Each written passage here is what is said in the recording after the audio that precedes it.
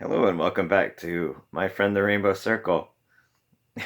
I saw this movie called 20th Century Women. You're not a 20th century woman. You're only 3 years old. Um, I saw this movie called 20th Century Women, and I wanted to talk about it. Um, and one superficial purpose of these videos is pretending to be an actual YouTube video where people do things like reviewing movies. Um, and I wanted to review movies when I gave up on writing fiction for so long in high school. When I was rejected from governor school, that was my new dream. It was around the time I discovered the Coen brothers and Terry Gilliam um, and Quentin Tarantino, and I decided to be a movie reviewer. So the secondary and actual function of these videos to record my thoughts for my grandkids, a la Michael Keaton in my life. Speaking of movies, underrated movies that I love. Um, Michael Keaton is actually diagnosed with a terminal illness, and so he records everything for his kids and his grandkids. So that's kind of the thought process, but more based on not an actual terminal illness, just a terminal worldview, I guess. But anyway, 20th century, which is about a terminal illness, actually. Um, it's struck me as an interesting one to review. And I liked it. I loved it really. If you if anyone watching this actually wants the review, it's a beautiful movie. Really sort of flew under the radar. I used to get all kinds of advertisements for it, but I just didn't hear anything about it. It has some of my favorite actresses in it. It has Annette Bening, Greta Gerwig, and Elle Fanning. All three just magnificent actresses, different ages, and I think that was kind of the selling point, the gimmick of it is look at these, great actresses, three different generations. Greta Gerwig's not that much older than Elle Fanning, but the three of my favorite actresses. Annette, it took me a while to come around to Annette Bening because the first time I saw her was actually in a movie called Grifters. I was way too young to watch it. But Grifters, and it was around that time that I gave up on writing when I was rejected from governor school by George Singleton. Um, I still hold a grudge about that one, George. If you ever watch these, um, I have a complicated history with George Singleton. But anyway, so Annette Bening, I saw her in Grifters, and I hated Grifters, and so I didn't give Annette Bening much of a chance, but I think this might be one of my favorite roles that she's ever done. But Greta Gerwig, I've loved Greta Gerwig since I saw her. She was in a movie called Greenberg, I think. Greenberg? With Ben Stiller. One of the Mumblecore movies. And I watched a bunch of her movies. And she was really the only interesting thing about the movies, in my personal opinion. And I had to, watching a lot of those movies, I had to sort of separate myself from just enjoying Greta Gerwig's performances and her characters and things like that, and say, are these really good movies, or is it just Greta Gerwig is just an amazing performer, like Frances Ha, for example. Um, and I enjoy Frances Ha, but you have to think if any other human being had played that part, would it be an enjoyable movie? It's hard to tell. I mean, there's not much of a story there. At 20th Century Women, there's not much of a story really. It's a character piece. Bo is determined to knock down the rainbow circle in every single video that I do. It's a gimmick. You have a gimmick now. You knock down my poor rainbow circle. I tried to adjust it so it wouldn't knock down so easily. She's just repeatedly rubbing against it to knock it off. This is why I'm holding the rainbow circle up here. So anyway, here comes Spike, a 21st century boy. Okay, sit still. Sit still. Sit still. So, but anyway, Greta Gerwig is amazing, and I was so inspired by binge watching all of these Greta Gerwig movies years and years ago. I created a character named Greta, and just imagining Greta Sturmek, just imagining what if Greta Gerwig was in a Miranda July movie, because I love Miranda July movies. And I just watched a Sigur Rós video with John Hawkes and Elle Fanning, who's the third lead female actress in 20th Century Women. But anyway, so, and that's the direction. I don't normally go that direction in creating a character, but just a trick that I do. I like to give writing advice. I don't know if this is really practical advice for everyone, but I create hundreds of characters all the time. I have 30 serialized stories going right now. I have 14 novels and 3 in progress right now. So I have hundreds of characters, and just to keep them straight, I sometimes cast actors as the characters. And I just recently decided that Elle Fanning would have to play a character named Charlotte Cole Coulson, because but here's what is a more practical sort of thing. That's really just to keep it straight. That's really just so that, because I have all these characters that will get mixed up. Like I have 2 characters. One's named Joy and one's named Phoebe, and they serve a similar sort of function in the stories. And I kept telling myself, I'm just going to get these characters mixed up. I'm going to start writing for one when I mean to write for the other. And I'm sure it's happened because I've written for them hundreds of times. So I decided, and I've struggled forever to figure out who I would cast as Joy, just to keep her anchored. Maybe Natalie Portman or somebody like that. But just entirely irrationally, Natalie Portman is too short. I love Natalie Portman, one of my favorite actresses. I talked about her when I talked about Black Swan. But that, and it doesn't make any sense. But I decided to cast Mary Elizabeth Winstead as Phoebe, and I was like, okay, I got her anchored. I figured out who she is. Now I can keep her straight. She's definitely different from this other character. But the practical thing to keep in mind is that, and this is one of the things that undermined my ability to really have confidence. For so many reasons, I lacked confidence in being a movie reviewer. But one of the reasons I lacked confidence is because I came to the realization that who cares if I like a movie? I mean, you kind of have to have the same taste as me to really for it to actually matter. And so I do find people whose taste I like to look at book reviews and movie reviews.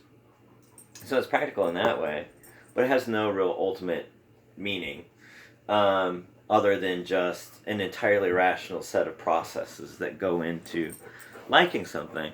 And that comes down to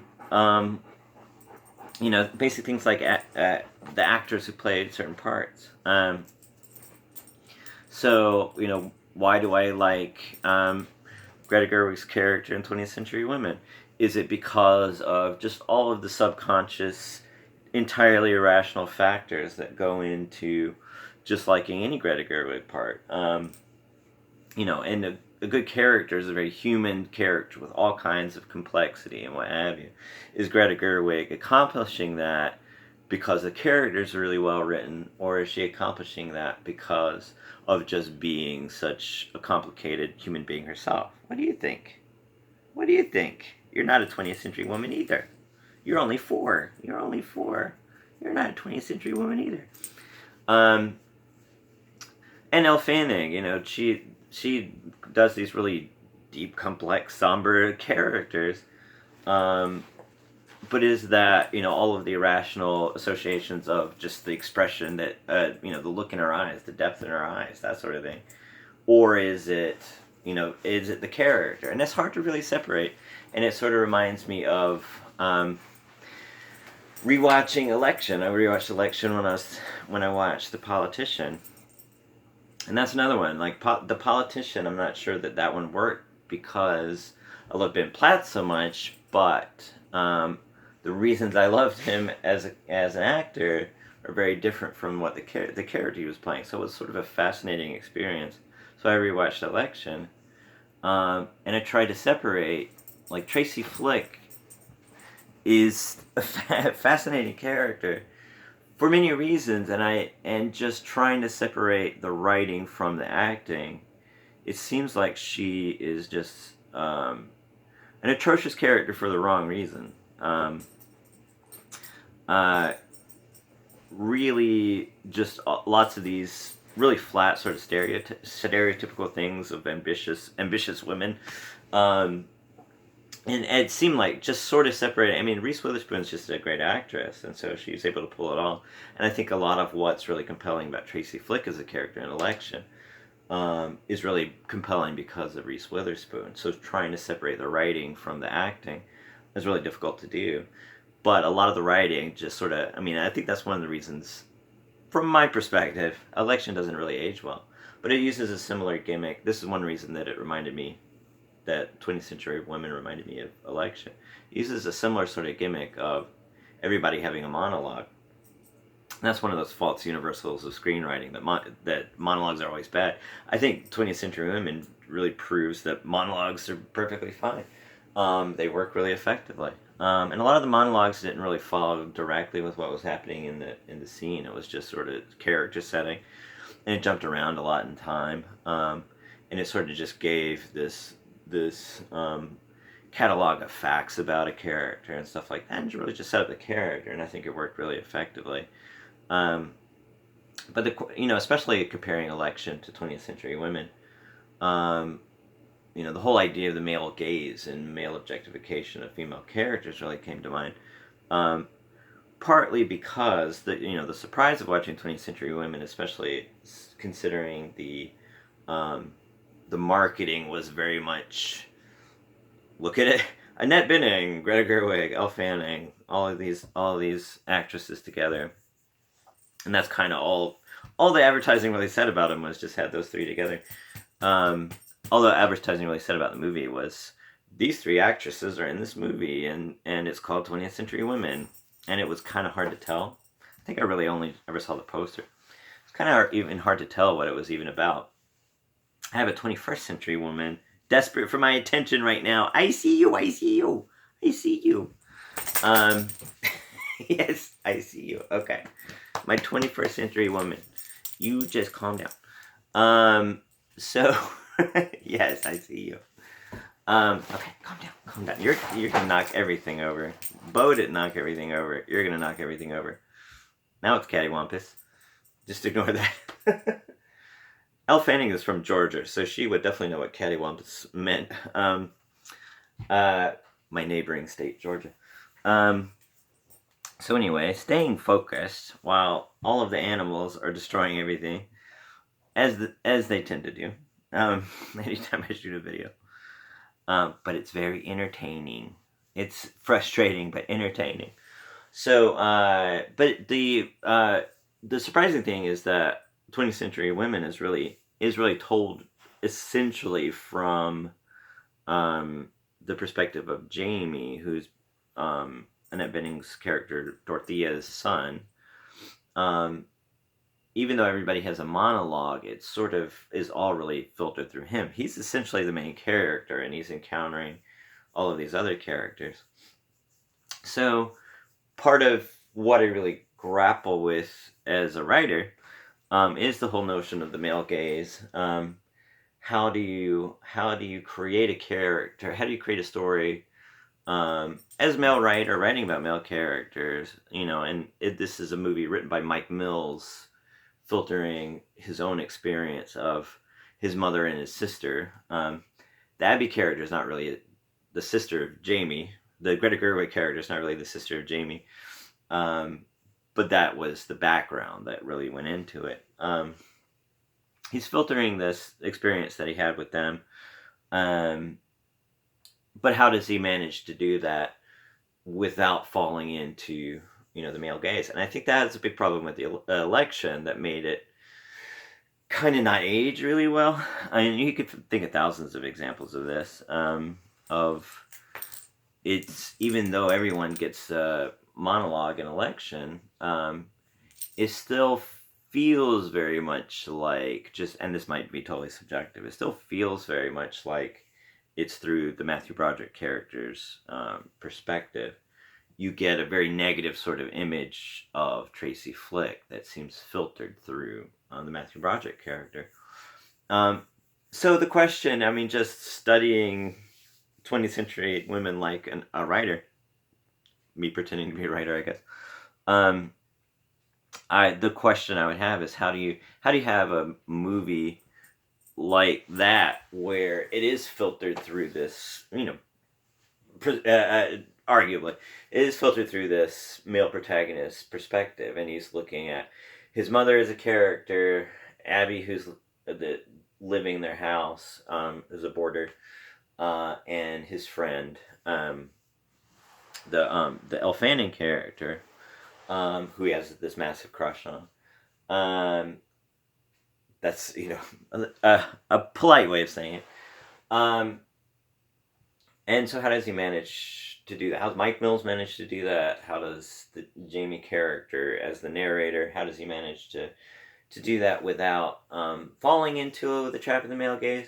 And my uh, part of the obstacle to doing that just in writing fiction is how much of that really has to do with just Greta Gerwig as a human being. The depth of her humanity that always comes through in her performance. So how much of it is Greta Gerwig's performance, and how much of it is Elle Fanning's performance? How much of it, and it is Annette Bening's, Annette Bening's the mother character, so it doesn't really apply. And there's a lot of positive qualities in the writing, so I would try to extract what from the writing really helps it accomplish that. Um, the dogs are gonna knock everything over. They're going to start fighting just right in front of me. Because why not? Because I'm not paying attention to them. They're gonna start fighting and knock everything else over. Whatever they haven't knocked over yet, they're gonna knock over. So I'm trying to do something. Thank you.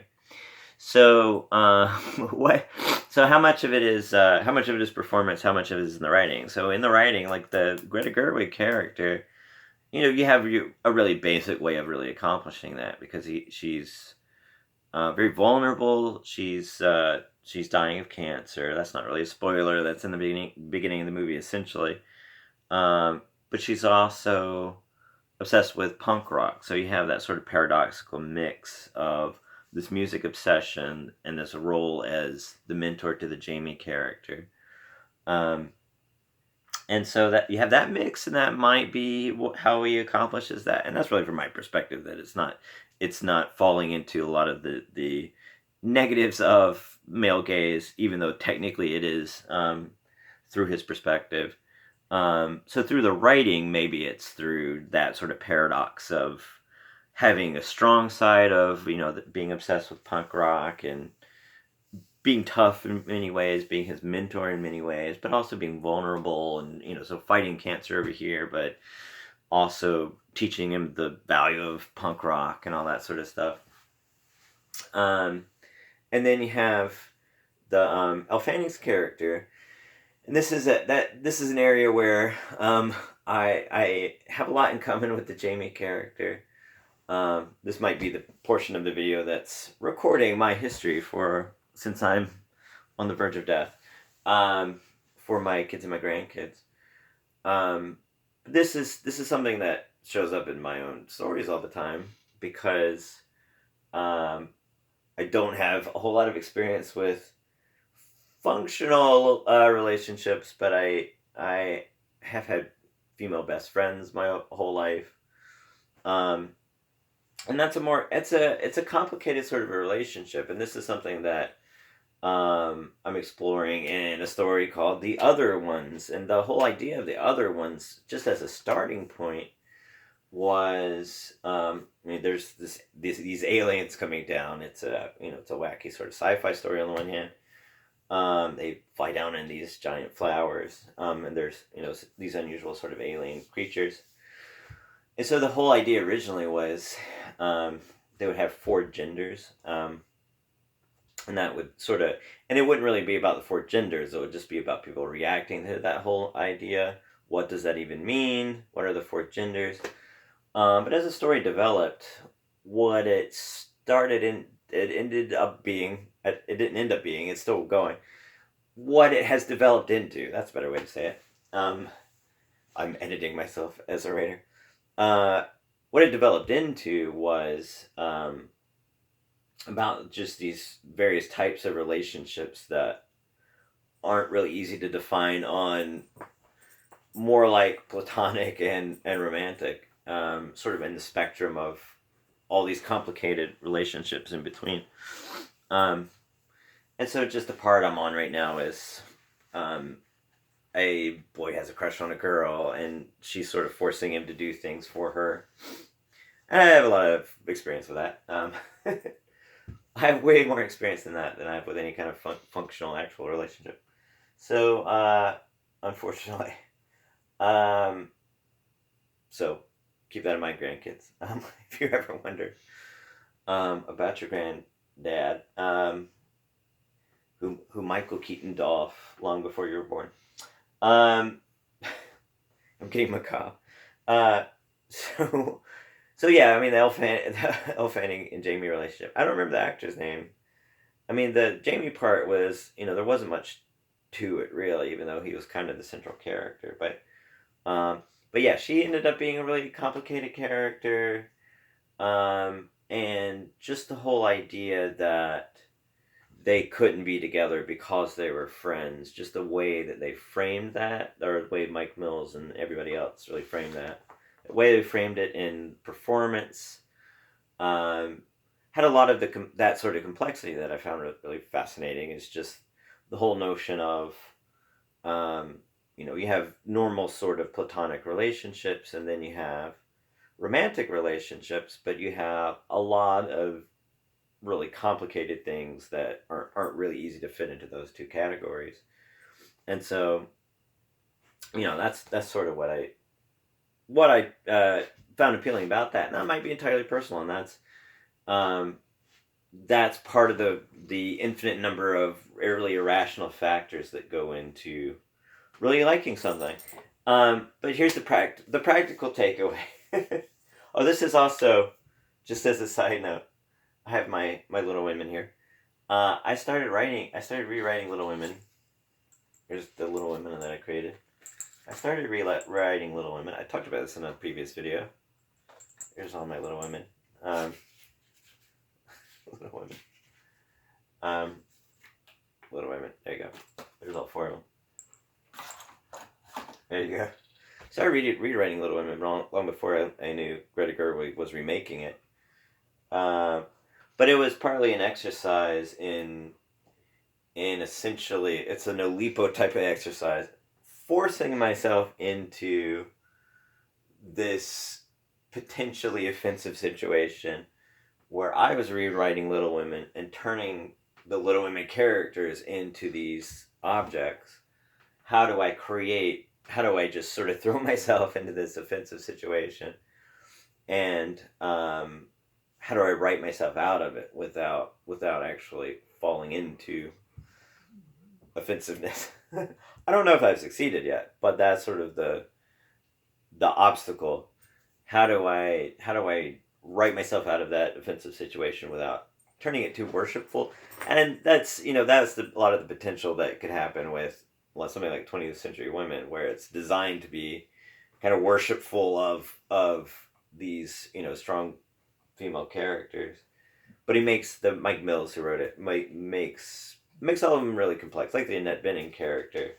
He said he wrote it just in honor of his mother, who was so influential on him, and it could have fallen into hero worship, but he made her complex and gave her lots of different flaws. So how do I throw myself into the deep end of this potentially offensive situation of writing Little Women, without making it offensive, but also not making it too flatly worshipful? And that's 20th century women is sort of a model of how to do that, but a lot of it is irrational. So a lot of it has to do with just things that you can't really even name, things that don't really have just a clear category. I'm not saying I've succeeded in doing any of that. I'm just saying that's the challenge that's set before me, and these are the ways that I'm attempting to overcome that challenge.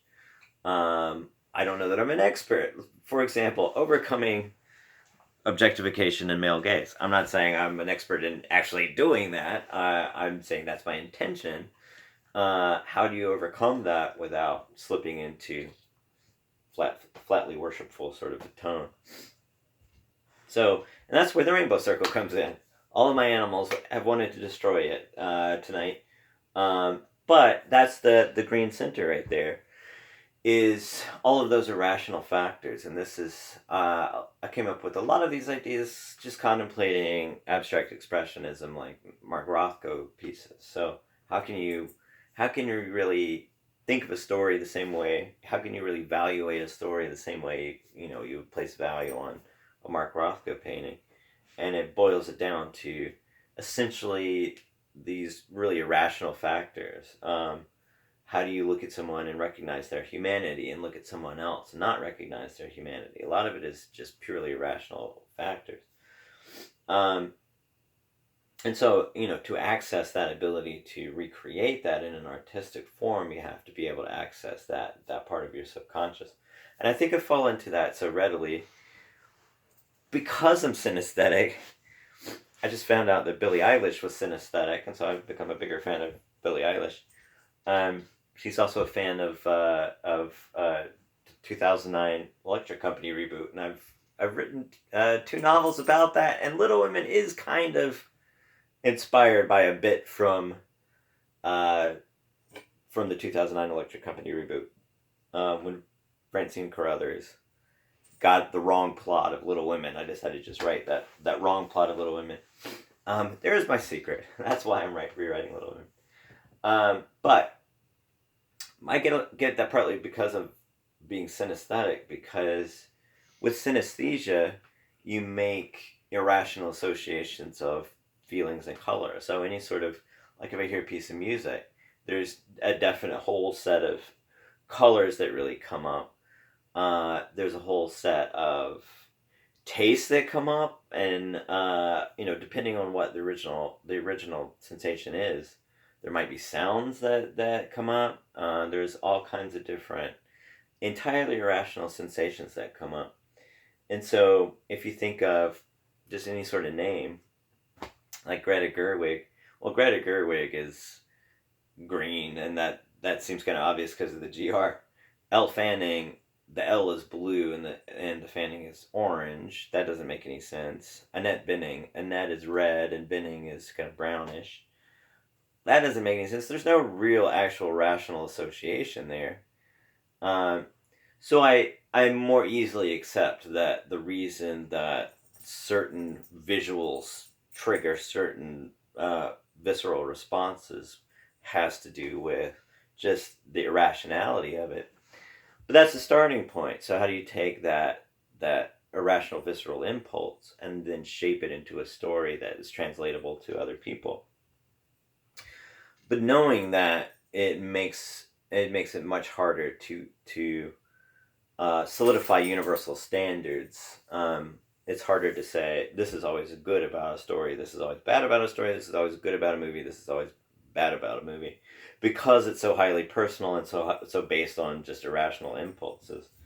What we call objective standards of art, very frequently what we call, not always, but very frequently what we call objective standards of art tends to be much more happenstance based on tradition, or happenstance based on, inspired by common sort of a taste. So if something just inspires you irrationally and gives you some sort of visceral impulse, you might lump it together, or you might share that sort of visceral impulse with someone else and come up with the wrong sort of conclusion, that because I share that entirely personal or rational response to something, that must amount to something universal. If you have enough people who have a similar sort of irrational response to something, it seems like it's universal and objective, but it's actually just by happenstance similar, or it's inspired by just similarities within, social systems or what have you. Maybe you're used to hearing a piece of music And so that piece of music inspires something in you the same way other people are used to hearing that same piece of music inspires that in them. So it might be a shared experience, but it's not a universal experience. Um, and so recognizing that, it's very freeing. It's very freeing to recognize that. It's very freeing to recognize that I don't necessarily have to learn all of these different universals that are true of what good art is and what bad art is. All I have to really do is listen to my irrational visceral impulses and start from there and then shape a piece from there. So just as Mike Mills, the shape of 20th century women is very scattered and random in many ways. I mean, there is a central story, but it jumps around a lot. But just as Mike Mills, he took these irrational visceral impulses that came from the inspiration of his mother and his sister, and he said, let me shape that into a story. Would it make sense for me to stick with a very realistic, very linear sort of a story? Or would it make more sense to really capture that visceral impulse, the deep level emotional impact that my mother and my sister had on me? Would it make more sense to give them a voice? Would it make more sense to jump around in time? Would it make more sense to have all of these musical cues and all of these visuals? And that's a highly personal thing. Nothing you can really um, establish an absolute universal rule about.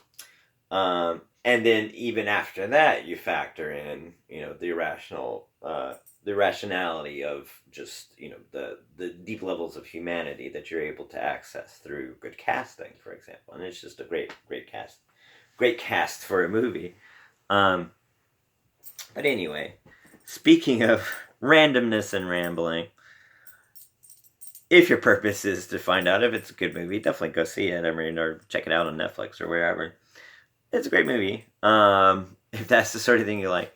But the thing to learn about it is there's no universal you can really take from it. It's all irrational. It's all irrational.